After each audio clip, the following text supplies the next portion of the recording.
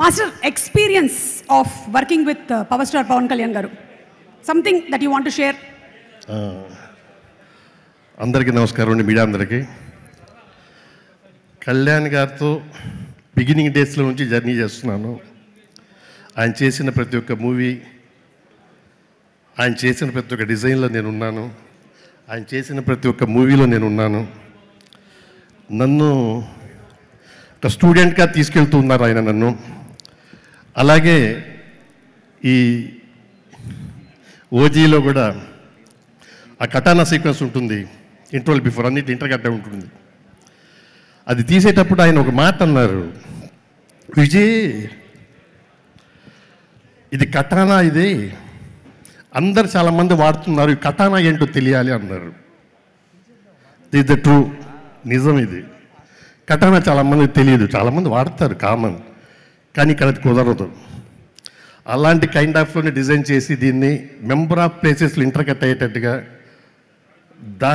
దాని మీదనే ప్రాక్టీస్ చేసి ఆయన ఇచ్చిన సజెషన్స్ అన్నీ తీసుకుని దాన్ని మిక్స్ చేసిందే మీరందరూ చూసిన రిజల్ట్.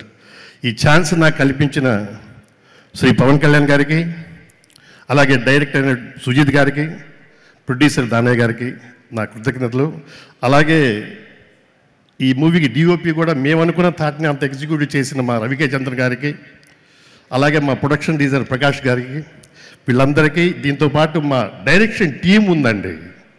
సుజిత్ గారికి ఉన్న బలం అదేనండి బాబు, బలం సార్, నిజంగా. అలా అందరికీ ఉంటే చాలా బాగుంటుంది.